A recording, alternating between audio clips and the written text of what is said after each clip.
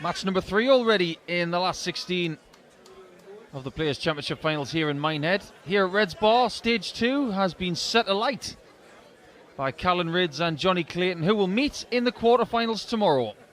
But now we turn our attention to Match 3, which sees debutant Matt Campbell up against Mr. Minehead this year, Danny Noppert.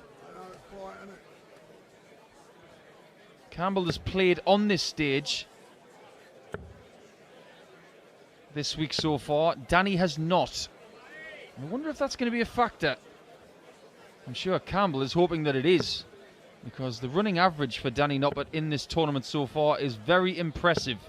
We'll talk about those stats when we get into the game. But that man in black and white is going for the Minehead double, winning the UK Open back in March. If he can win the Players' Championship Finals as well, he can pretty much guarantee he's going to be in the Premier League. For me, he has to do more, just like Johnny Clayton, who we saw in the previous match. And there's going to be a free-for-all for those 8 spots over the next 6 weeks. Ladies and gentlemen, first leg, Danny to throw first. Game on! But Noppy really is trending in the right direction. And so far in this tournament, he's averaging 102.13. Incredible from the UK Open champion, who has had a very, very good season so far. Picking up a win on the floor, a win on the stage. And he knows how to get to the semi-finals of this tournament because he did it on his debut year. 34. I think he likes Minehead. Certainly will if he completes the double. Is that going to become a new thing, a new little honour that we're going to have to talk about? Who's done it? Maybe. Gary Anderson's won the UK Open here 95. and the Players' Championship Finals. Michael van Gerwen's done that. In the same year? Gary didn't do it in the same year because he won the finals before he won the UK Open. Well, Van Gerwen has won the Players' Championship Finals in the years 2013, 2015, 2016, 2017, 2019 and 2020. So I would hazard a guess that he's done it more than once. Maybe the only person to do it.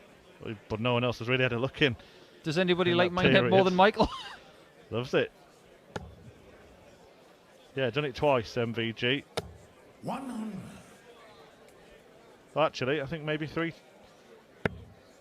15, 16 and 20. Yeah, 3 times he's done the double. Every time he's won the UK Open at Minehead, because that is just 3 times, he's also gone and won the Players' Championship final that year. So you're telling me that Michael's not going to win this tournament? Maybe it'll be Danny. The next best Dutchie. Although Dirk van Dijvenbode might have something to say about that. Matt, you require 134. And this is the man from Canada right now, and he's looking at 2 double tops. And he's located one of them. He's one of the best double top shooters in the world. Or should I say, Chris Murphy came up with that stat earlier. He was in the top 5 on tour. Danny is top 10 in the world. Almost takes out the ABC shot. Almost looks as easy as for Noppert. This doesn't look easy.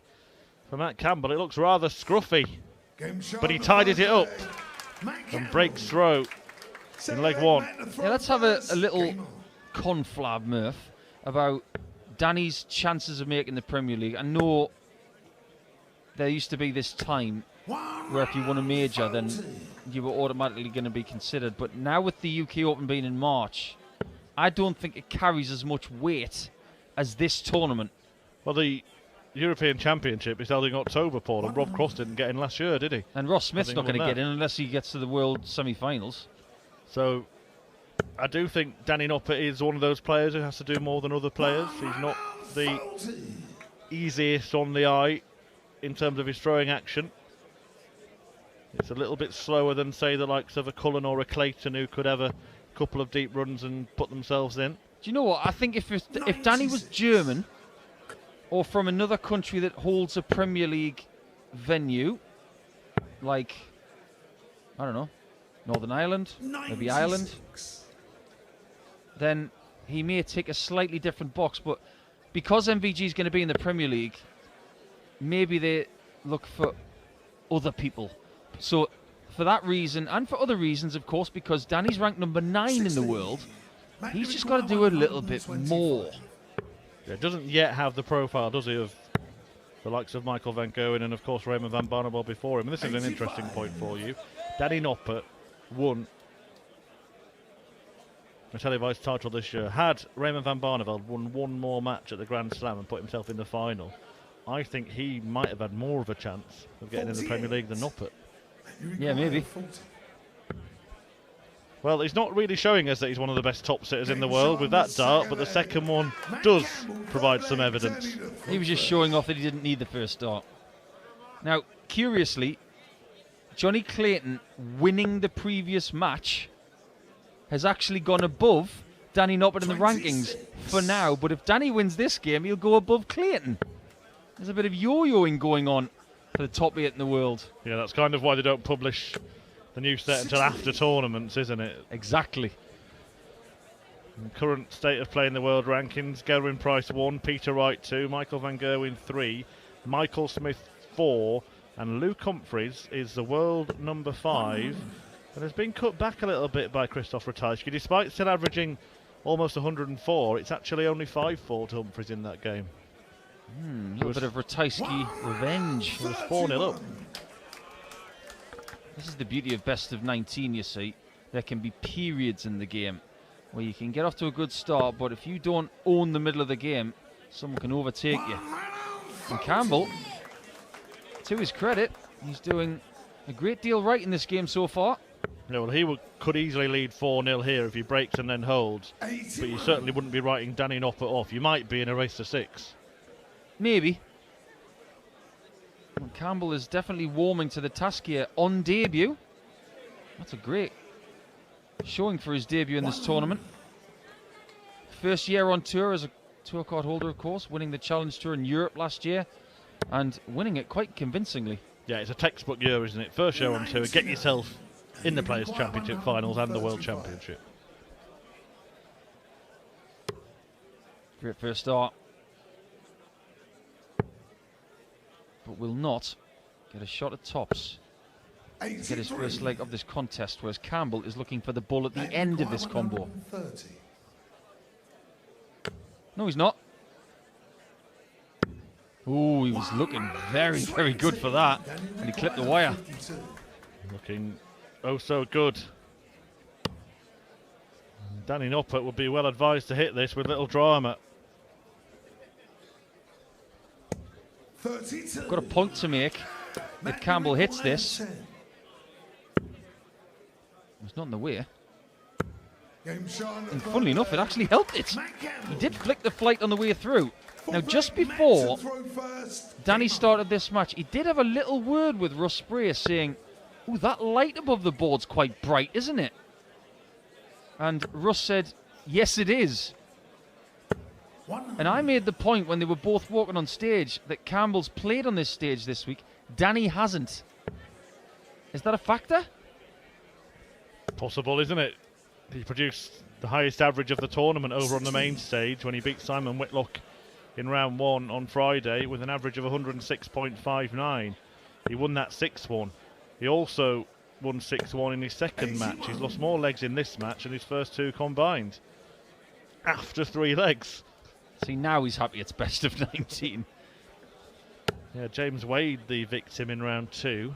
So, 2 proper players, major winners that he's beaten. Not that Matt Campbell isn't a proper player, but he doesn't have the CV of a Whitlock or a Wade. Not exactly the easiest route to the last 16, is it? Not at all, and by the way, if he wins this one, it's Dimitri Vandenberg or Michael van Gerwen. Was that it? Even the 180 there, you know, is possibly pointless. Campbell is just pulling away. I don't think I've ever heard a 180 called possibly pointless. It's another pointless one, Danny, why not?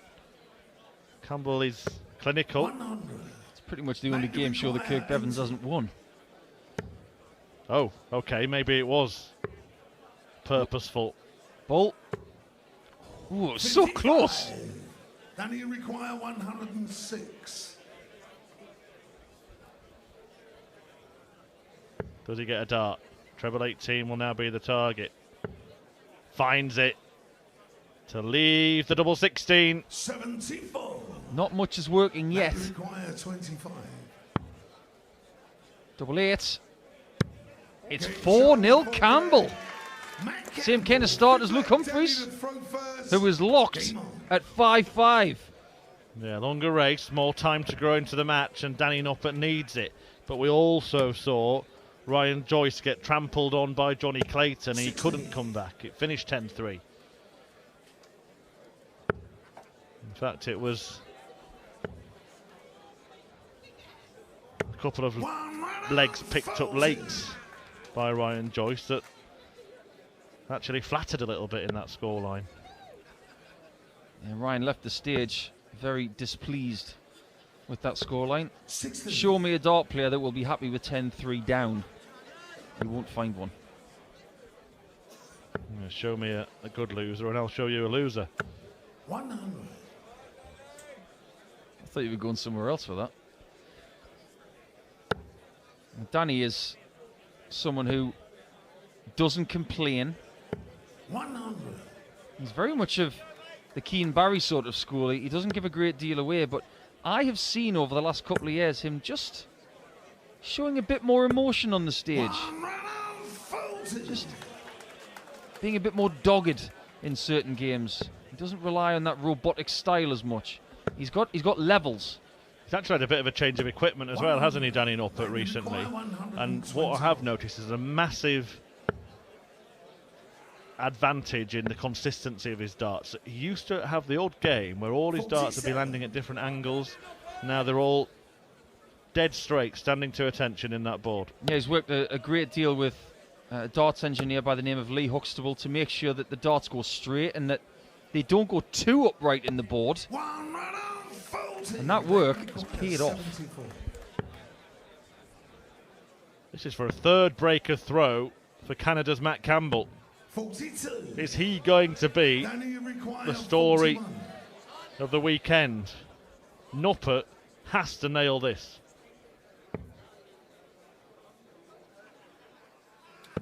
It's in there, and he's quite fortunate to get that shot. Campbell misses the opportunity of 5-0 up. 46. I wonder if Jeff Smith is watching along. He'll be on his way to Barnsley for the last chance qualifier on Monday, and all the very best to Jeff. Not that I'm biased, but I want Jeff to qualify. It's as simple as that.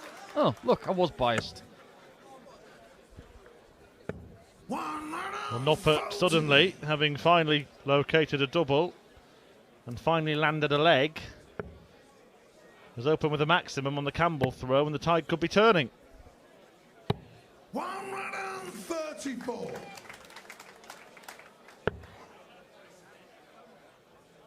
Just doesn't panic, does he? And that's the thing about long format play. When you get used to playing best of 19, it's a very different beast to playing best of 11 or even best of 7. It's not a short format. You go 4-0 down, don't panic. Just make inroads, get yourself within 3, get yourself within 2, get yourself within 1 over the period of time. Just make sure they don't get to 8. You require 87. That's the thing about it. Make sure that you're level when it's 7, and then you can sprint to the finish. Fabulous leg of darts this from Danny Noppert, reminding us all what he is capable of. Why he won that UK Open here back in March. Takes out the 87. I think something's just tickled the throat of Russ Bray there. Had a little laugh at the end of that, didn't he? What was that about? That, or he got something stuck in his throat.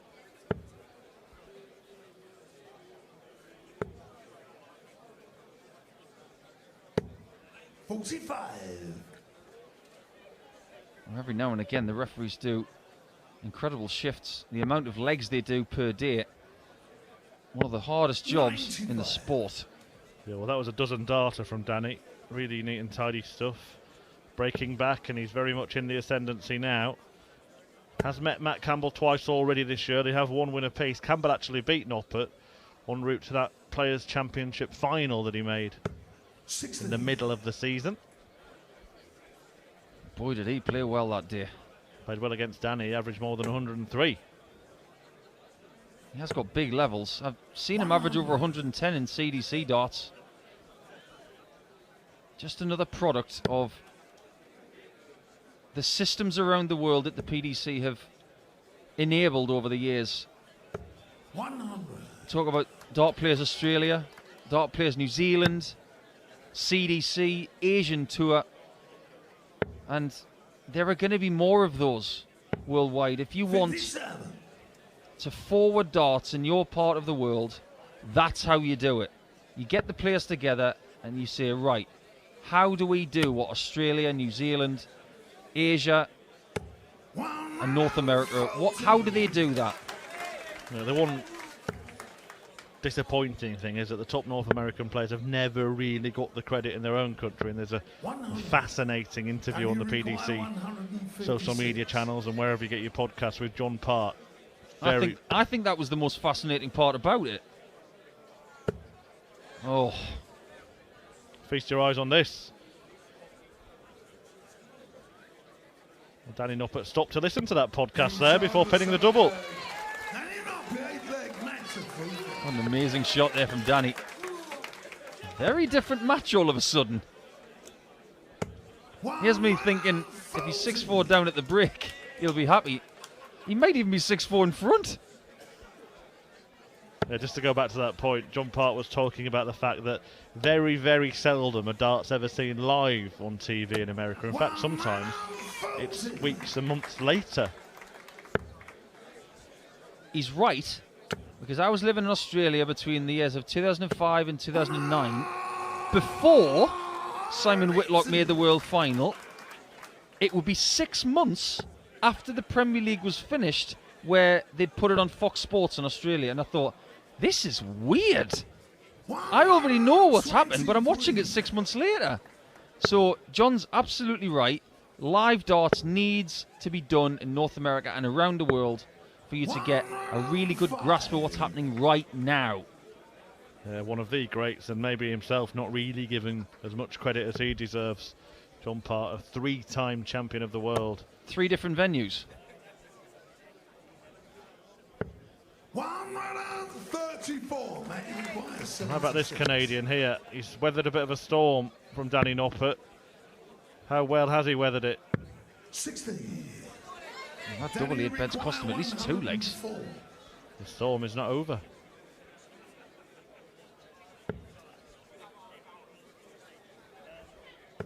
Oh, it's double 12. It's incredible. What a fight back from Danny. And he got a nod of approval from Campbell in the background.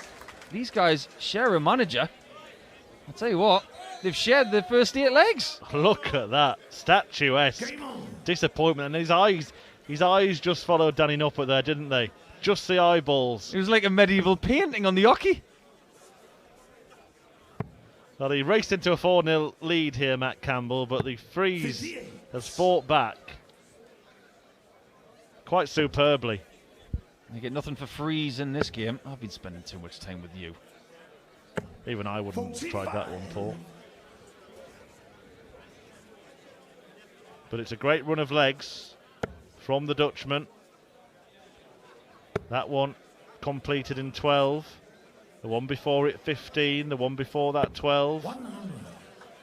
That battle on the main stage is getting a bit tight and feisty, isn't it? 6-6. And Humphries, who had the big start, he was reeled in by Ratajski. And Campbell's been reeled in. Well, this is textbook stuff, isn't it? When you think about it, it's 2 dozen dart breaks with a 15 dart hold sandwiched in between. Yeah, that's what you hope for. And if he's constantly taking the leg with the last dart, it's like a dagger to the ribs. or as Mark Webster likes to jibe me about, it's like a knife on the intercostal muscle.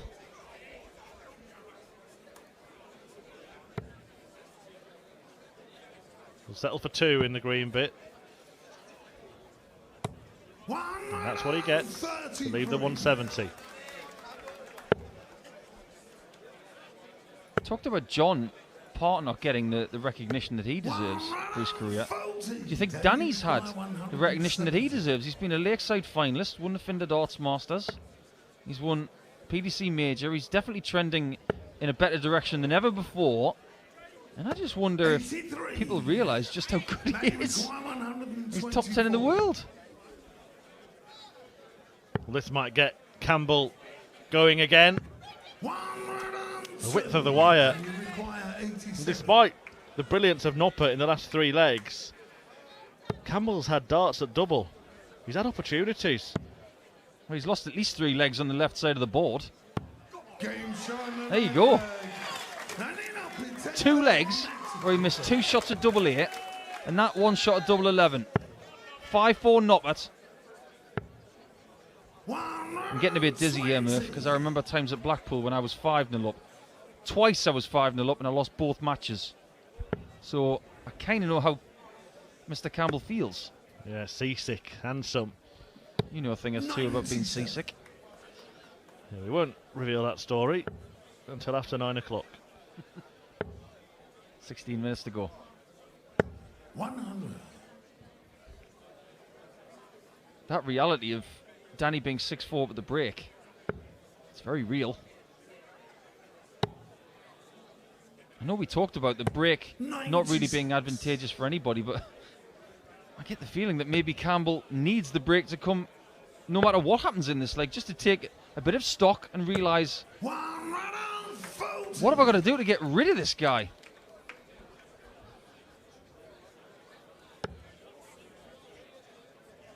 Well, we were musing, weren't we, in the first couple of matches, what players would have settled for at the break. Never did I think it would get to a situation when Campbell was leading 4-0 that he would settle for 5-5. Bad last start. He was looking to leave 76 or better. But you can never count Danny Noppert out when it comes to a comeback. Let's face it, he lost his hair and that came back as well.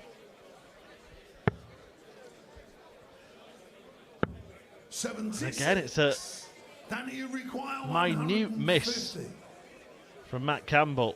This, well, it would have hurt. It would have massively, massively dented his chances, his confidence. But he can level before the break. Something he will have to settle for. Having led the match 4-0. It is tied 5-5. It's one in streaks from this pair. Campbell claiming the first 4 legs of the match before Noppert reeled off 5 on the bounce. But the Canadian back in business just before the break, tying things up in this race to 10. Which way will it go? Find out when we return.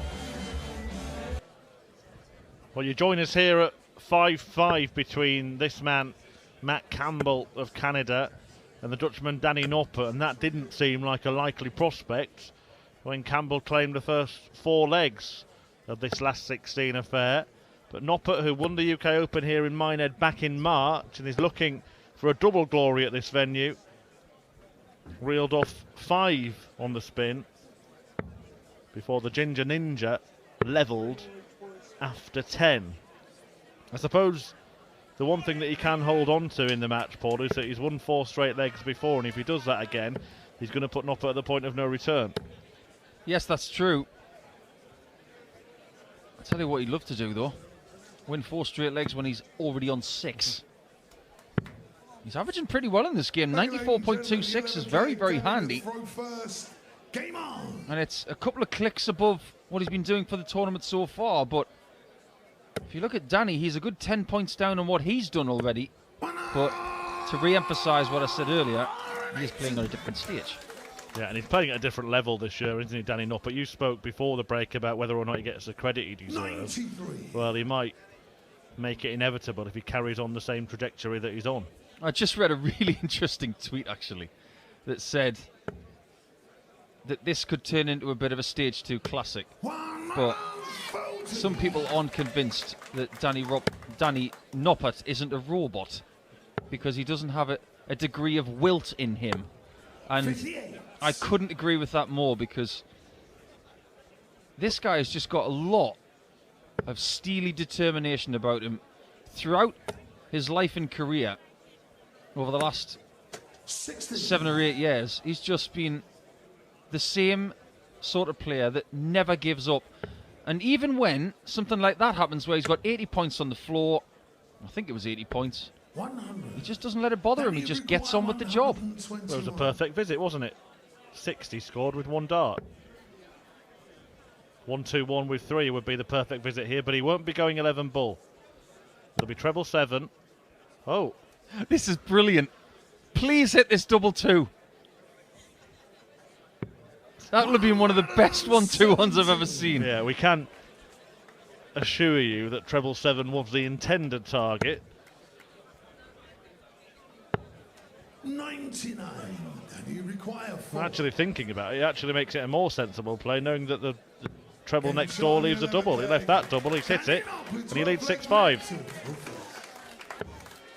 Yeah, there's no way that Danny Noppert thought he was going to be going for double 2 there, but you're absolutely right. Good thing he didn't bust his visit. That's the worst thing he could have done.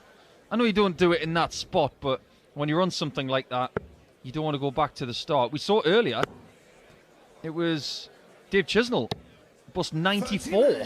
Yeah, hit the single 16, going for double 8 at the end of it. Confirmation then that Luke Humphries is through, and he's averaged 104.92, a real statement 44. performance against Krzysztof Ratajski, winning 10-7. Ratajski himself was averaging almost 99 in that match. That's good form from Ratajski, but unfortunately, looks like Humphries was too strong. And it was 6-6 in that game. So in the final 5 legs, Humphries has won 4-1. That is some spurt to the end. Yeah, high checkout of 1-4-3, but the stat that jumps off the page to me is that in that game, in those 17 legs of darts, there were 17 180s between the pair. How many did Humphries get? 9. Ratajski So hit Ratajski 8. got 8. He's not noted for big 180 hitting. That's actually a good sign for Ratajski coming up to Christmas time. I know he's lost, but wow, that took some performance to take him out. 66. Well, in this one, there have been 4 so far, 3 of those from the freeze. It looked like he was going to be frozen out in the early exchanges, but he's come back and might be proving too hot to handle. 43. What game show was that from? Being frozen out. Catchphrase. Well, that's right up my street. Where's Mr. Chips when you need him? I think all the chips have been eaten. We did see a big 3-figure finish, didn't we, from Danny Noppert, 156. His darts are doing a few somersaults at the moment. Yeah, he's had a couple of fallouts, and that one was a bad collision. We'll monitor that. Oh, but that's better than a 1-4-3 that Humphries got. That's a 1-5-3. It's arguably better than a 1-5-6 that Danny Noppert got, because you have to go to a couple of different trebles. He made that look easy as well. It's almost as if he knew he was going to hit it as soon as the 60 went in. 6-6. Yeah, good game. Still to come, Dirk van Dijvenbode against Ryan Searle. You've just referenced another game show by saying good game.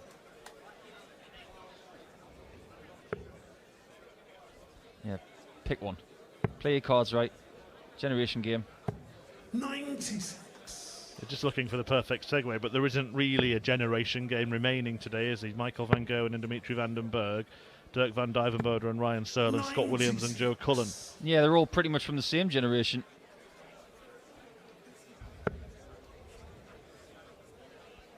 I'm starting to wonder who the oldest tournament player is left. Johnny Clayton. 59. I think you're probably right. In fact, I think 100. you're definitely right. It is a tournament that's got a bit of a a youthful feel to it in darting terms. Yeah, Johnny's the only player over 40 left. That's rare, isn't it? It is. And that's not just at the quarter-final stage. That's before the last 16 has even come to an end. Yeah, the champion of last year is over 50. And you require 116. Well, this could be a big moment. Every leg takes on extra importance as we approach the end of the match. Double top for the end of the leg. What a shot. He didn't know that was in until it was called by the referee. He was looking past his flight, just hoping that it was in. That's one of the things about having the upright angle of entry. When you have a dart in the single or the treble and you're going for tops afterwards, sometimes the flight covers where the point is. So you have to do that little pier around the corner. And luckily for Danny, well, not luckily, but Danny was given the call of game shot and the 13th leg. Danny Noppert is a serious contender for this title, and if he did win it, he would move as high as 5th in the PDC Order of Merit, a spot currently occupied by Luke Humphries, who, even if he wins it, can't move any higher than 5th, because we're starting to emerge, or see emerge, a big 4. Another dart on the floor. Big floor. But Price, Wright, Van Gerwen and Smith seem to be the main men right now. Oh, glorious maximum there from Campbell. It's his second of the match. Do you think world rankings personal bests are given enough in the way of... 100. What's the right word? Credence, is that right way of saying it? Because I made number 9 in the world, and I think that's my best achievement. 60. Being top 10 in the world at something is a big deal. Yeah, at least absolutely. it is for me. I mean, Daryl Gurney never gets called ex-world number 3. He was 3rd in the world. I think that's an enormous achievement. 83. May require 144.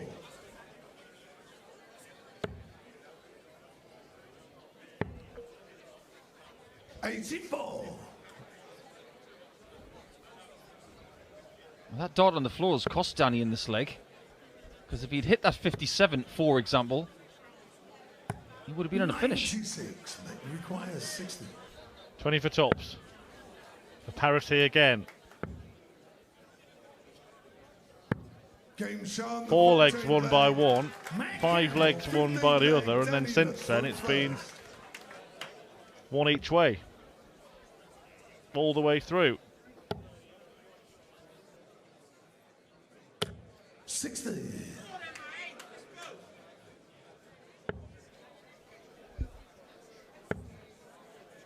Talk about it being long format, but from here on, it's not. Best of 5. It's essentially one set of darts to win.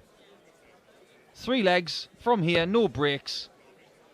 One set wins it. 85.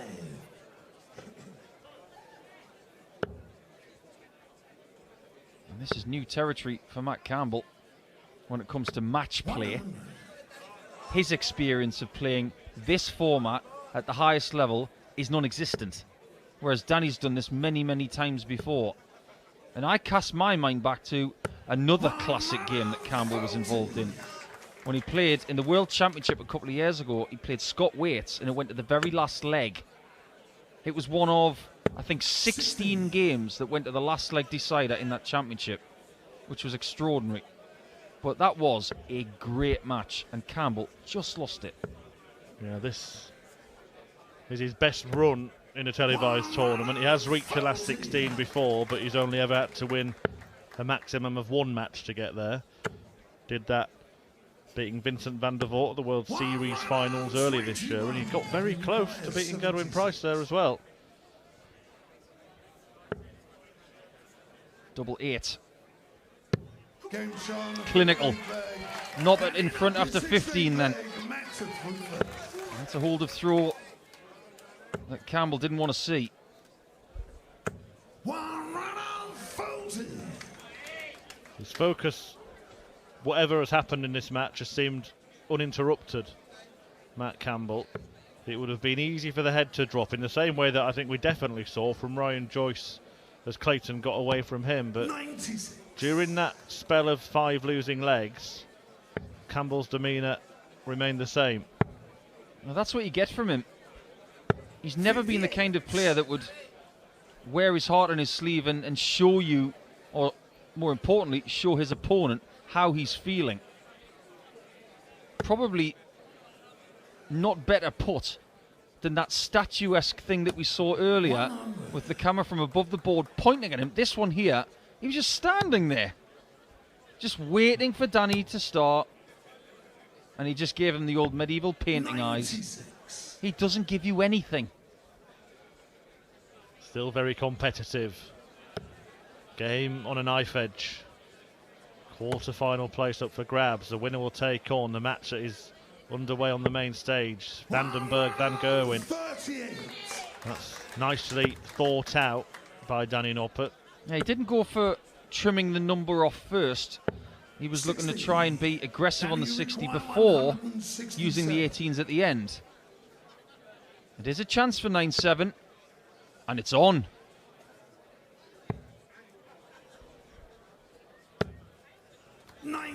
Big moment now. It's all the 153.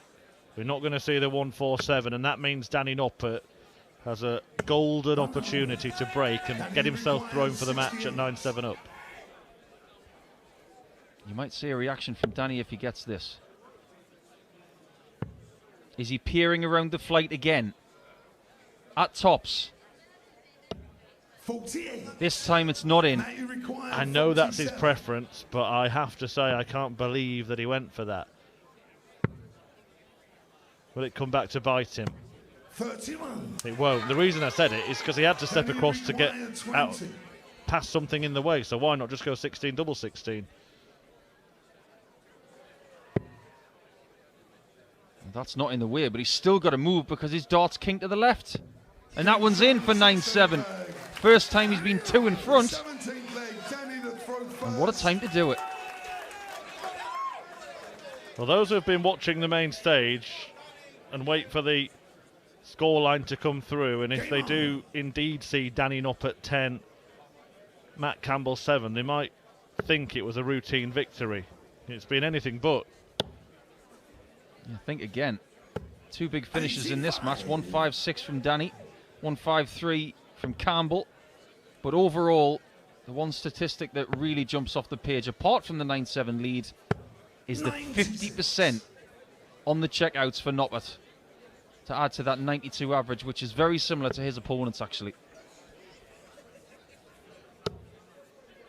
Yeah, I have to say, although Matt Campbell's checkout percentage is almost half that of Danny Noppert's, 28% for him, 7 out of 25 attempts at double, the majority of those misses have been right on the wire. Yes, they have. Particularly those ones around leg 5, leg 6, leg 7, where he missed 8s and 11s. They weren't badly thrown, but this is a game of millimetres. The game would be boring if the doubles were bigger. Not sure Matt Campbell would mind right now. 47. Is his race run? And if he does show any sort of emotion, he does it behind his opponent, making sure that Danny doesn't see it, which is a good tactic. However, the signs are there that maybe Noppert is ready to finish the job. 97.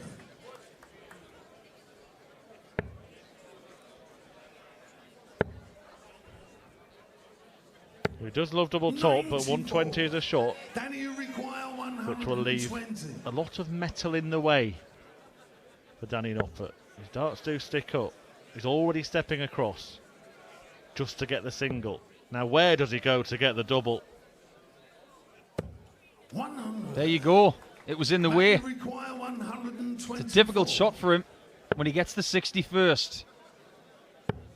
Double 11. And redemption on double 11 keeps Matt Campbell in this tournament. And now he has a chance to hold to take us the distance. Game on.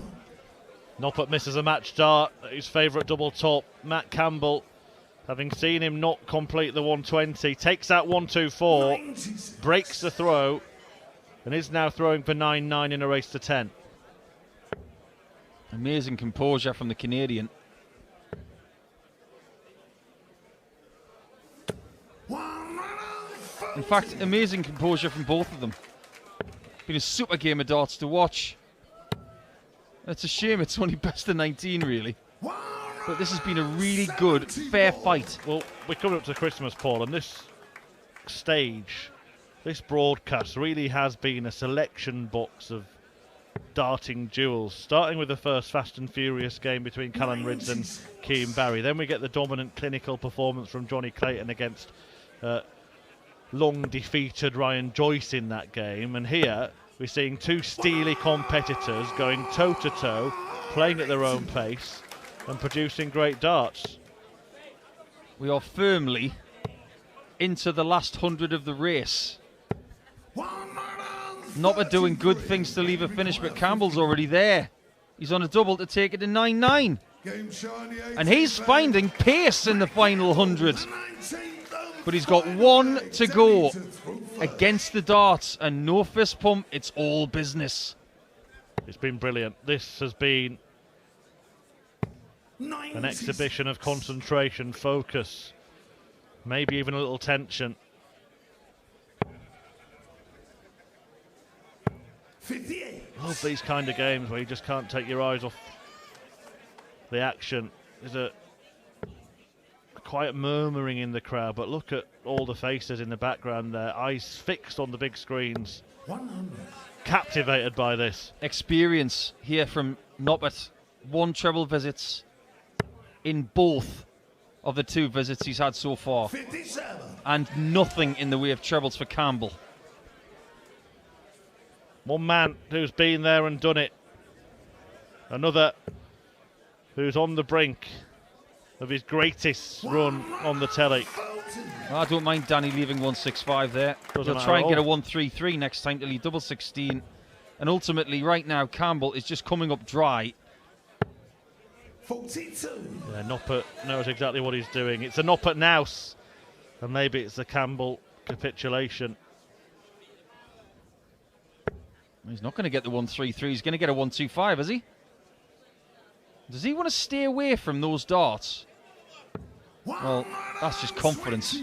Till he tops after 12. Experience, patience, poise, you name it. He's had it in this last leg. Yeah, brilliant. 204 points ahead of his opponent in the last leg decider. Double 10. Is there a case for busting this? I think he's thinking about it. He's Get rid of thinking it. about busting. Don't even think about going for double 5. Because if you're on 5 points and Campbell hits a max, we've got a very different last leg. And that's that nous again, isn't it? That experience. Match awareness. Give yourself another chance at tops with 3 in hand to get it done. Danny require 40. Chose to go back to his old friend. Game. And that's how it ends. That's where it ends. Danny Noppert wins a real battle. Matt Campbell tells him what he thinks about it, but it's all smiles between them, really. They enjoyed that, we enjoyed that, I'm sure you enjoyed it as well.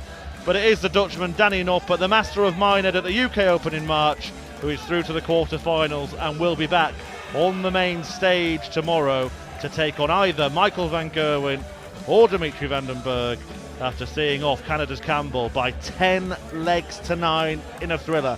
One more match to come then here this weekend on stage 2, and it will be the animated Aerosmith Dirk van Dijvenbode against the laid-back lobber that is Ryan Searle.